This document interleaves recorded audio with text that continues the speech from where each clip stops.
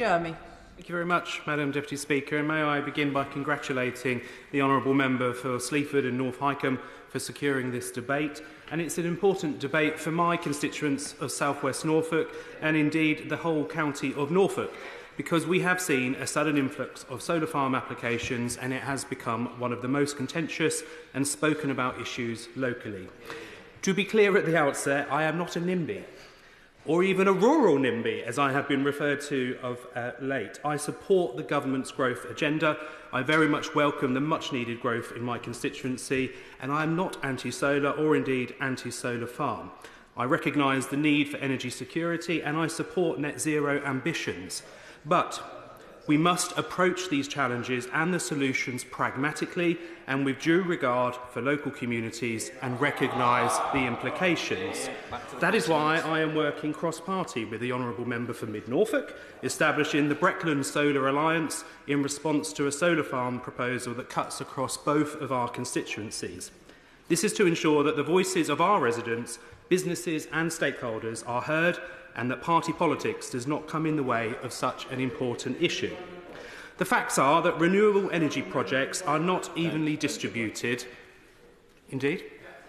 Listening with interest to what he has to say, and I have some sympathy with what he has to say, but does he have any specific proposal about how we deal with a national significant infrastructure projects approach? Because it completely overrules what he's talking about. I encourage the Honourable Member to let me get to the end of my speech, and then I'm happy to have a conversation with him. I may answer the question he poses.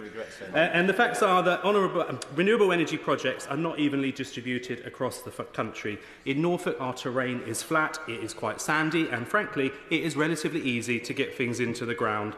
And with the likelihood of increased pylon capacity, we are very attractive to solar projects. We are getting more than our fair share of applications for solar farms, and that does place increased burdens on certain communities.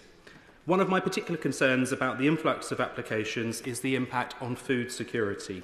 All too often, agricultural land has become the default option for solar farms because it can be cheaper alternatives than when deployed at scale, not because it is the right social and environmental option. And it's not just any old agricultural land either. Solar farms are being disproportionately sited on better quality farmland rather than on poorer quality land. There is 3 times more Grade 5 agricultural land in the UK than Grade 1. 5 being the lowest quality land, as referred to earlier, 1 being the best. Yet solar installations occupy 20 times more Grade 1 than Grade 5. That cannot be desirable or indeed acceptable. I firmly believe that Grade 2 agricultural land and above should be protected and prioritised for food production. The National Planning Policy Framework considers 1, 2 and Grade 3A as the best and most versatile and prioritises their protection. But that prioritisation is clearly not influencing the proposals. Take the Droves Farm solar application in my constituency. If approved, I won't, because I have limited time, apologies. If approved, 20% of the application site would cover Grade 2 land. Around a third of the land to be used would be best and most versatile. We're already seeing in Norfolk longer, hotter summers, and that adds to the challenges for farmers. Irrigation is needed more frequently, adding to the costs, and more land is becoming unviable for food production.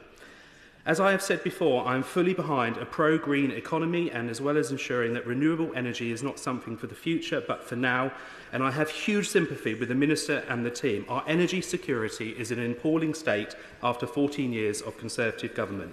We've lived through soaring energy bills, fuel poverty, and we need cheap, clean energy, but this cannot come at any cost. There are alternatives. Let's take the fact and celebrate that the UK is a world leader in offshore wind with far more capacity than any other country.